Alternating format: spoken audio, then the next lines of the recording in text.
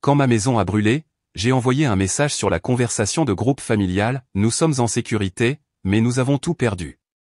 Aucune réponse. 1 heure plus tard, mon frère a identifié tout le monde sur des photos, le meilleur week-end en famille de tous les temps. Personne n'est venu. Des semaines plus tard, dormant toujours dans un refuge, mon téléphone a explosé avec 92 appels manqués et un SMS de ma mère, on a besoin de toi immédiatement. Ce n'est que 5 000 $.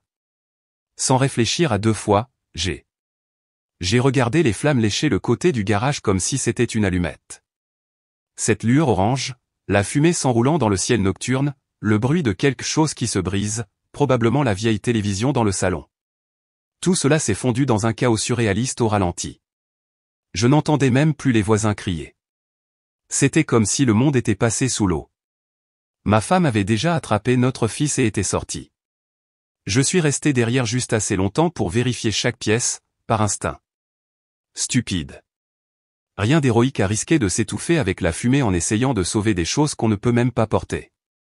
J'ai attrapé mon téléphone et mon portefeuille, et c'était tout. Pas de vêtements, pas de photos, pas d'album de mariage. J'ai quitté la maison pieds nus avec rien d'autre que de la fumée dans les poumons et un goût de cuivre dans la bouche. Au moment où nous nous tenions de l'autre côté de la rue, enveloppés dans des couvertures rêches de la Croix-Rouge, j'essayais encore de comprendre ce qui venait de se passer. Les pompiers s'activaient autour de nous comme des automates, arrosant les dernières flammes, parlant dans des radios, retirant des poutres calcinées de ce qui était autrefois mon garage. J'ai baissé les yeux et j'ai réalisé que mes mains tremblaient. Je n'avais pas peur, je me sentais juste vide, comme si quelque chose en moi avait été creusé. Je me souviens que mon fils a demandé « Où est ma chambre ?» Et ma femme n'a rien dit. Elle s'est juste agenouillée à côté de lui et l'a serré dans ses bras. C'est là que j'ai sorti mon téléphone. J'ai ouvert la conversation de groupe familial. Moi, mes parents, mon frère Noah, ma sœur Jordan. La même que nous utilisons pour les anniversaires, les urgences, pour envoyer des mèmes auxquels personne ne rit. Je n'ai pas trop réfléchi. J'ai juste tapé ce qui comptait. Nous sommes en sécurité, mais nous avons tout perdu. Envoyé. Lu. C'était tout. Je m'attendais à ce que quelqu'un appelle immédiatement. Peut-être ma mère, peut-être Noah, peut-être Jordan. Je m'attendais à des questions, de l'inquiétude, même un certain choc. Rien. Les confirmations de lecture restaient là comme un défi. Pas de bulle de texte en cours de rédaction. Pas de réponse, juste le silence. Nous avons été conduits dans un refuge temporaire cette nuit-là. Une sorte de gymnase transformé en centre de crise. Des lits de camp, de l'eau en bouteille et une femme qui n'arrêtait pas de nous demander si nous avions de l'asthme ou des blessures. J'ai essayé de tenir bon pour ma femme et mon fils. Mon garçon s'est endormi la tête sur mes genoux. Ma femme n'a pas pleuré. Elle n'arrêtait pas de se frotter les tempes comme si la pression dans son crâne était trop forte à contenir. J'ai de nouveau ouvert mon téléphone. Toujours rien de la famille. J'ai pensé, peut-être qu'ils dorment. Peut-être qu'ils digèrent l'information. Peut-être qu'ils sont en route. Et puis, peut-être 1 heure plus tard, j'ai ouvert Instagram par un stupide réflexe. Je voulais juste regarder quelque chose. J'avais juste besoin de ne plus rien ressentir pendant 1 seconde. La première publication qui est apparue, c'était Noah. Un carrousel complet, 10 photos. Lui, mes parents, ma sœur, tous dans une maison au bord d'un lac, riant, faisant un barbecue, des verres à la main, des t-shirts assortis, et même une photo stupide de mon père portant des brassards. Tout le monde était identifié. La légende, le meilleur week-end en famille de tous les temps. Je n'ai même pas scié. J'ai juste fixé ça. Chaque photo plus nette que la précédente. Tout le monde souriant comme s'il ne se souvenait même plus de qui j'étais. Aucune mention de l'incendie. Pas de commentaire du genre « on pense à Luc » ou « on prie pour vous ». Ils avaient vu le message. Ils l'avaient lu et ils étaient passés à autre chose. J'ai montré le téléphone à ma femme. Elle n'a pas dit un mot. Elle a juste secoué la tête et a détourné le regard. Nous sommes restés dans ce refuge pendant les 3 nuits suivantes. La FEMA est venue. Des voisins nous ont apporté des vêtements, de la nourriture, même 1 ou 2 jouets pour mon fils. Un pompier est passé pendant ses heures de repos avec une pizza et a dit qu'il avait lui aussi vécu un incendie quand il était enfant. Des inconnus ont fait plus pour moi que ma propre famille. Personne de mon côté n'a appelé. Personne n'est venu nous voir. Rien. Les semaines ont passé. Mon fils a cessé de demander quand nous rentrerions à la maison. Il a commencé à appeler le lit de camp, son lit. Les parents de ma femme sont descendus de Riverside. Ils nous ont aidés à trouver un petit appartement. Ils n'ont rien demandé. Son père m'a tendu une carte prépayée et a dit que ce n'était pas de la charité. C'était du respect. Ce mot m'a frappé plus fort que tout. Le respect. Je n'avais pas ressenti ça de la part de ma propre famille depuis des années. J'ai commencé à reconstruire, littéralement, en faisant des petits boulots, des travaux manuels, des services de bricolage pour rester à flot pendant que l'assurance traitait le dossier. Un soir, alors que je nettoyais après avoir aidé à réparer un toit à Echo Park, j'ai vérifié mon téléphone. 92 appels manqués, tous provenant de la conversation familiale, et un SMS de ma mère, comme s'il avait été arraché d'un autre univers. On a besoin de toi immédiatement. Ce n'est que $5 000. C'est à ce moment-là, précisément. Mes mains n'ont pas tremblé cette fois. Mon estomac ne s'est pas noué. J'ai juste fixé ce message pendant un long moment et j'ai pensé, ils ne m'ont pas appelé quand j'ai tout perdu. Et maintenant, ils appellent parce qu'ils veulent quelque chose. C'était la dernière nuit où je les ai considérés comme ma famille. Je n'ai pas répondu tout de suite. J'ai laissé le téléphone sur le comptoir de la cuisine du minuscule appartement que nous avions réussi à nous procurer. L'écran s'allumait toutes les quelques minutes, comme pour me narguer. D'autres messages sont arrivés de ma sœur, s'il te plaît, ne rends pas ça plus difficile que ça ne doit l'être. De Noah, c'est juste un prêt. Détends-toi. Et de nouveau de ma mère, on sait que tu l'as. Luc, ne sois pas dramatique. Dramatique. Ils m'ont vu tout perdre. Ils ont vu ma femme et mon fils dormir sur des matelas en plastique dans un refuge. Ils nous ont vus disparaître de la carte pendant des semaines et n'ont rien dit. Puis, au moment où ils ont eu besoin de quelque chose, je suis redevenu visible. Pas en tant que personne. Juste en tant que portefeuille. J'avais passé les 10 dernières années à les tirer de tous les pétrins. La marque de basket ratée de mon frère, dont j'ai couvert les frais d'expédition. Les frais de scolarité de ma sœur pour son programme d'infirmière quand elle n'a pas eu droit à une aide. La deuxième voiture de mes parents quand ils ne voulaient pas vendre le bateau. Et pas une seule fois, l'un d'entre eux n'avait dit merci sans condition. Ils s'y attendaient, comme si je leur devais ça pour exister. Alors, non, je n'ai pas répondu. Au lieu de cela, je suis allé sur mes applications bancaires. Silencieusement, froidement, je les ai retirés de tous les comptes auxquels je les avais autrefois liés. Le compte d'épargne commun que j'avais créé pour les urgences commerciales de mon frère, fermé. La carte de crédit que mes parents utilisaient pour les courses, mais qui affichait mystérieusement des achats de luxe une semaine sur deux, annulée. J'ai retiré mon nom du bail que j'avais co-signé pour l'appartement de ma sœur à Westwood. Que le propriétaire s'en occupe désormais. Il ne le sentirait pas tout de suite, mais ça viendrait. Et quand ce serait le cas, il saurait exactement pourquoi. Les messages ont continué à affluer. Noah a essayé d'appeler via Facebook Messenger quand je l'ai bloqué. Ma sœur a laissé des messages vocaux disant « On est une famille, Luc ». Ma mère a écrit un paragraphe entier sur le fait que je changeais et que je laissais ma femme me contrôler. Cette dernière partie m'a presque fait rire. Ma femme, la seule personne qui m'a soutenu à travers l'incendie, littéralement et métaphoriquement. Elle ne m'a jamais rien demandé d'autre que du respect, ne m'a jamais dit quoi faire avec ma famille. Mais maintenant, elle était la méchante parce que je ne déversais plus aveuglément de l'argent dans leur vie. Puis mon père a enfin pris contact. L'homme qui n'avait pas dit un mot depuis l'incendie. Il a laissé un message d'un accent grave peine 1 minute, mais j'en ai écouté chaque seconde. Tu te coupes de ton propre sang, Luc. Tu crois que des étrangers se soucieront de toi quand ça comptera vraiment? Tu vas le regretter. J'ai écouté ce message 2 fois. Puis je l'ai sauvegardé. Je ne sais pas pourquoi. Peut-être pour me le rappeler, mais il était déjà trop tard pour la culpabilité. Trop tard pour les doutes. Ils avaient clairement montré qui comptait et qui ne comptait pas. Cet incendie n'a pas seulement détruit ma maison. Il a tout révélé. Des années à être utilisées, méprisées, à devoir donner et donner sans poser de questions. Et maintenant que le distributeur automatique était fermé, j'étais soudainement le méchant. Ce soir-là, j'ai regardé à travers le petit appartement où ma femme aidait notre fils à faire ses devoirs sur la table de cuisine que nous avions récupérée gratuitement sur Craigslist. Je lui ai demandé, tu penses que j'ai bien fait? Elle n'a pas répondu. Elle a juste hoché la tête une fois, comme s'il n'y avait même pas de questions à se poser. Je me suis endormi cette nuit-là pour la première fois depuis des années sans le poids de l'obligation qui m'écrasait la poitrine. Le lendemain matin, j'ai reçu un nouveau message de ma sœur. Tu seras désolé quand tu auras besoin de nous. Je ne l'ai même pas ouvert, parce que j'ai enfin compris quelque chose que j'avais été trop aveugle pour voir. Je n'ai jamais eu besoin d'eux. Ils se sont juste assurés que je le pense. Après avoir tout déconnecté, leur silence n'était pas paisible. Il était stratégique, comme s'ils se regroupaient, cherchant comment percer la nouvelle version de moi. Celui qui ne cédait pas. Celui qui avait enfin appris à dire non. Mais il n'a pas fallu longtemps avant que la première fissure n'apparaisse.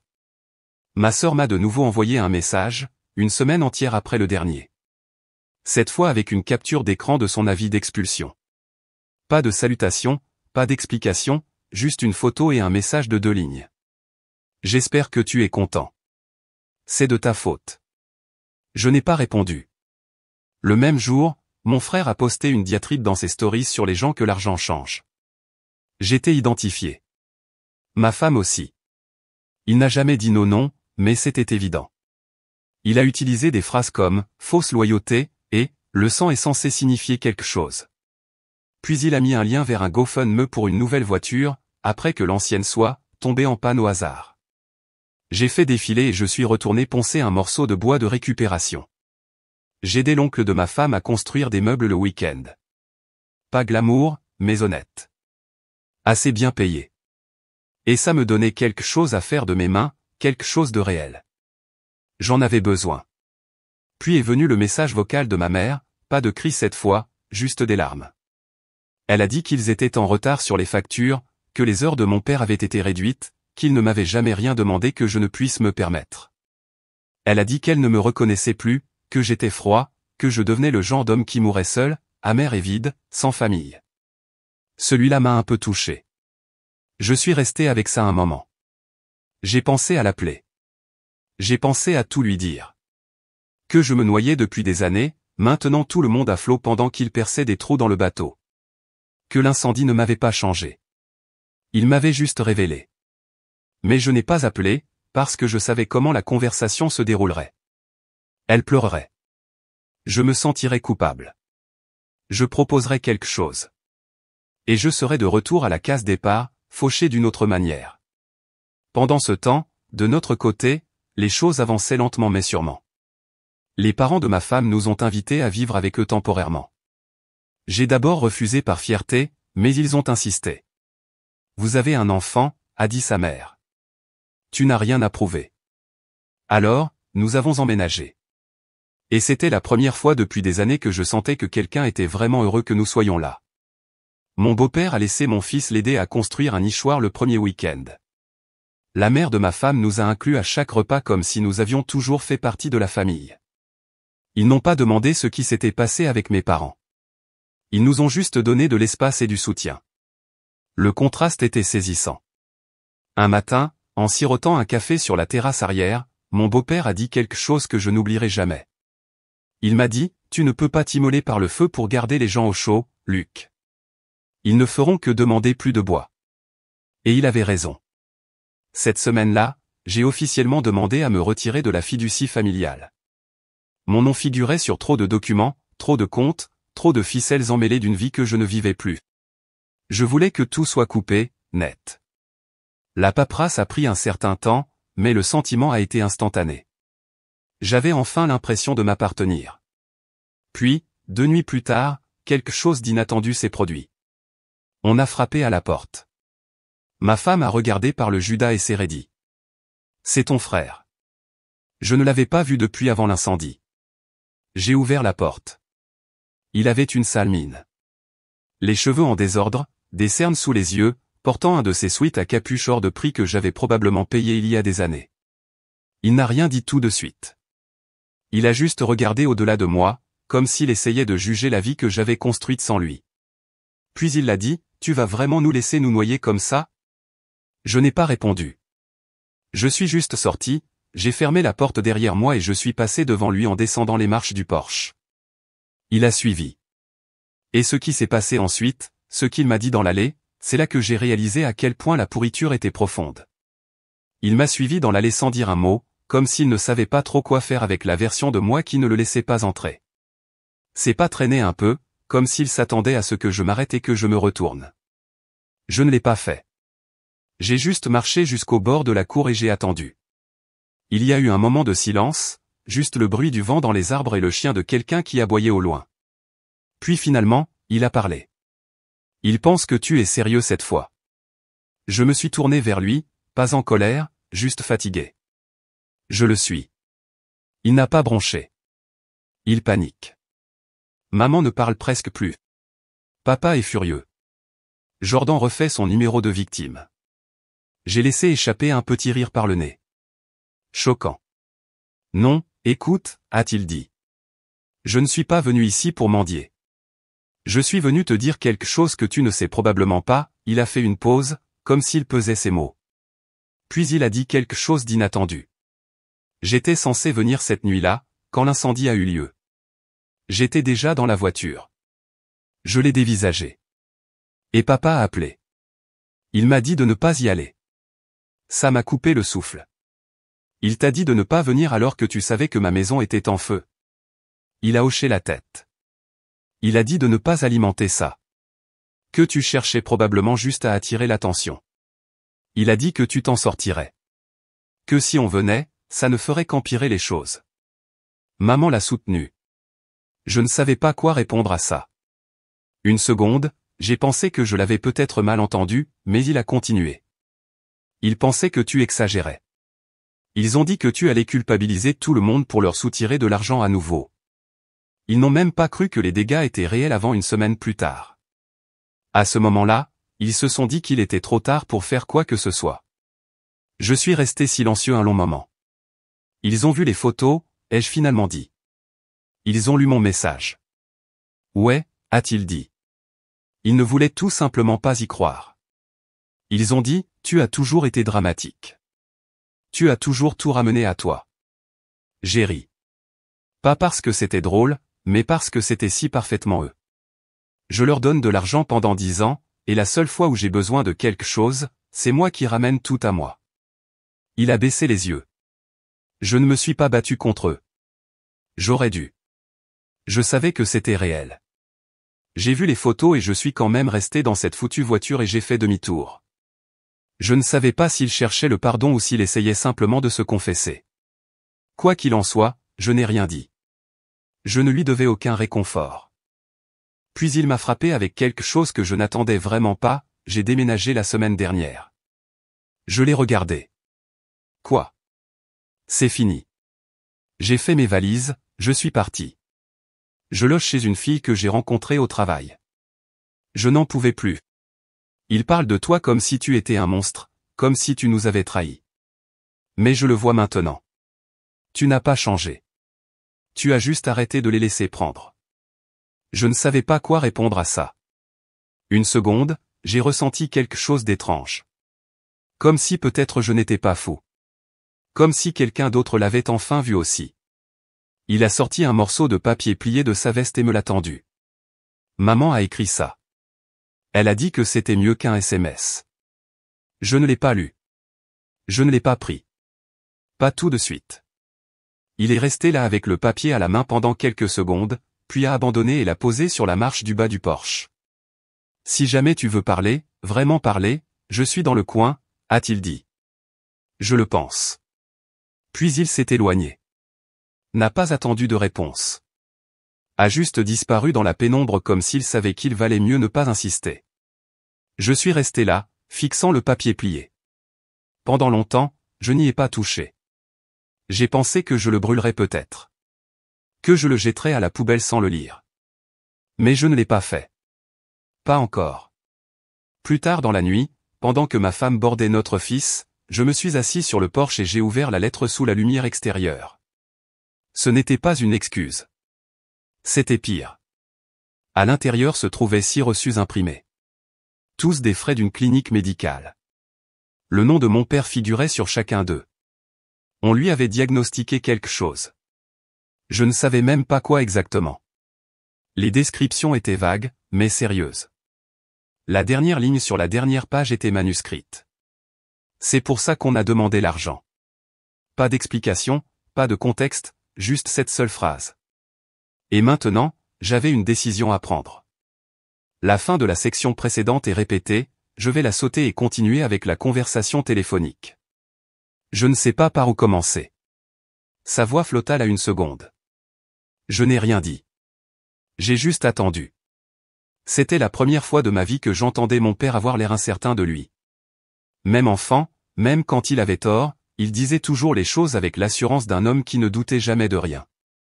J'ai eu tort, a-t-il dit. C'était la deuxième fois que je n'en croyais pas mes oreilles. Je ne croyais pas que l'incendie était aussi grave que tu le disais. Je pensais que tu essayais de nous faire peur pour nous faire réagir.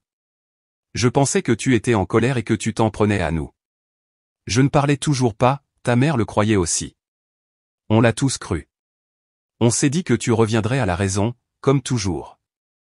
Je n'ai même pas regardé les photos. J'ai juste supposé. Il s'est arrêté là. Je pouvais entendre en arrière-plan un bip faible, le murmure d'une machine. Il était dans une chambre d'hôpital. On m'a diagnostiqué en avril. C'est un stade 3. Je ne l'ai dit à personne pendant un moment. Je ne voulais pas que tu penses que j'essayais de te culpabiliser pour quoi que ce soit. Là, ça m'a fait rire, mais d'un rire silencieux et amer. Mais ensuite, nous n'avions plus d'option. Et quand nous avons eu besoin d'argent, ta mère a envoyé un message. Je l'ai reçu, ai-je finalement dit. 92 appels manqués, a-t-il soupiré. Je sais. Il y a eu une longue pause, puis finalement, je me suis trompé sur ton compte.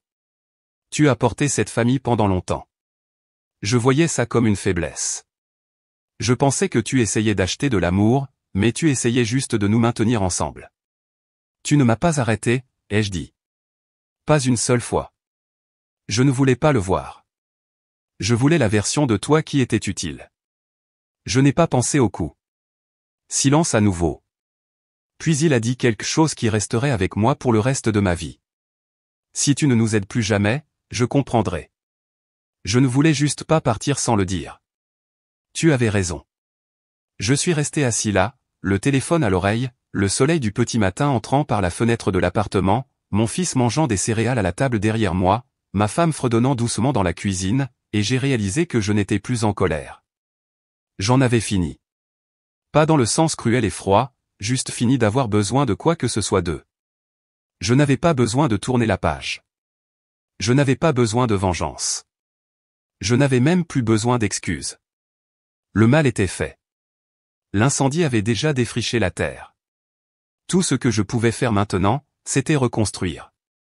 Je couvrirai la prochaine série de traitements, ai-je dit. Une fois, directement avec la clinique. Pas $1 à personne d'autre. Il est resté silencieux un long moment. Merci, a-t-il dit. Même maintenant, je ne le mérite pas, j'ai raccroché avant qu'il ne puisse dire autre chose. Au cours des semaines suivantes, j'ai effectué le paiement directement au centre médical. Sans fanfare, sans conversation. Je n'ai pas eu de nouvelles de ma mère, ni de ma sœur, ni de personne d'autre. Noah a gardé ses distances, mais envoyait occasionnellement un SMS pour prendre des nouvelles. Il a trouvé un travail dans un entrepôt à Torrance. A commencé à louer une chambre chez un ami. Je lui ai souhaité bonne chance, mais je ne l'ai pas invité à entrer. Pas encore. Peut-être un jour. Ma femme et moi avons finalement trouvé une petite maison en dehors de la ville. Rien d'extraordinaire, mais la nôtre. Le premier clou que j'ai planté dans le mur m'a semblé différent de tout ce que j'avais construit auparavant. J'avais l'impression de construire une vie qui m'appartenait, pas empruntée, pas saignée à blanc pour les autres, pas enveloppée de culpabilité ou de dette. Un soir, mon fils m'a demandé si nous retournerions un jour voir grand-mère et grand-père. Je l'ai regardé et j'ai dit, nous allons créer notre propre famille maintenant. Parce que nous l'avions fait. À travers le feu, le silence, la trahison, et finalement, le lâcher-prise. Les gens qui partagent votre sang ne sont pas toujours votre famille. Parfois, ce sont juste les premiers à vous apprendre ce que l'amour n'est pas. Et quand la fumée se dissipe, vous pouvez choisir avec qui vous reconstruisez. J'ai fait le bon choix. La grande mise à jour. Cela fait 8 mois depuis l'appel. 8 mois depuis que je me suis tenu dans cette allée avec Noah. 8 mois depuis que j'ai lu cette lettre et 8 mois depuis que j'ai viré de l'argent sur un compte médical en me disant que c'était la fin. Je n'ai plus jamais parlé à mon père, même pas pour demander comment s'était passé le traitement. Je me suis dit que si c'était grave, j'en entendrais parler. Sinon, eh bien, il pourrait vivre avec le silence qu'il avait contribué à créer. Depuis, tout a changé. Et je ne le dis pas à la manière d'une fin de film dramatique. Je le dis de la manière petite, lente et difficile. Celle qui semble mériter. Nous avons acheté un terrain en dehors de Los Angeles. Assez loin pour respirer. Assez près pour le travail. Il n'est pas plat, pas facile à construire, et la terre est nulle pour le jardinage, mais c'est à nous. J'ai coulé la première dalle de fondation moi-même avec l'aide de mon beau-père et d'un ami du travail. Nous n'engageons pas d'entrepreneur. Nous la construisons, un mur à la fois. Pas d'hypothèque, pas de calendrier, juste de la sueur, du bois et de la patience. Je travaille 6 jours par semaine maintenant. À temps partiel dans un atelier de fabrication. À temps partiel à construire la maison. Mes mains sont toujours douloureuses, mais c'est une bonne fatigue. Celle qui vient de la création, pas de la survie. Mon fils a sa propre chambre maintenant dans la maison de location où nous restons jusqu'à la fin de la construction. Il a choisi les couleurs pour les murs de sa future chambre. Bleu et argent, comme le ciel et les robots, m'a-t-il dit. Ma femme a souri et a hoché la tête, pensant déjà aux rideaux. Elle a été solide à travers tout. Elle ne m'a jamais demandé de les contacter. Jamais suggéré que j'étais peut-être trop dur. Elle laisse le silence rester silencieux. Pas par colère, mais par compréhension. Les gens me posent parfois des questions sur ma famille, des gars au travail, des voisins. Je dis juste que nous ne sommes pas proches et je laisse ça là.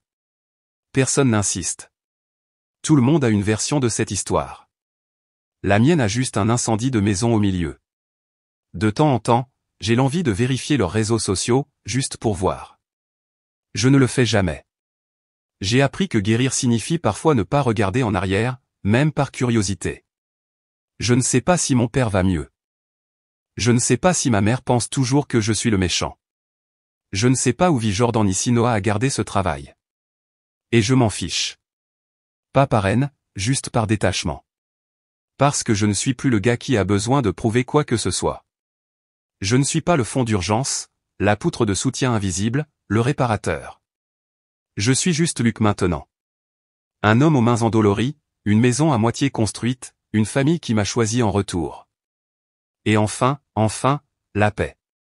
Il y a une chose que j'ai retenue de tout ça. Quelque chose que je me rappelle à chaque fois que quelqu'un mentionne, aider la famille.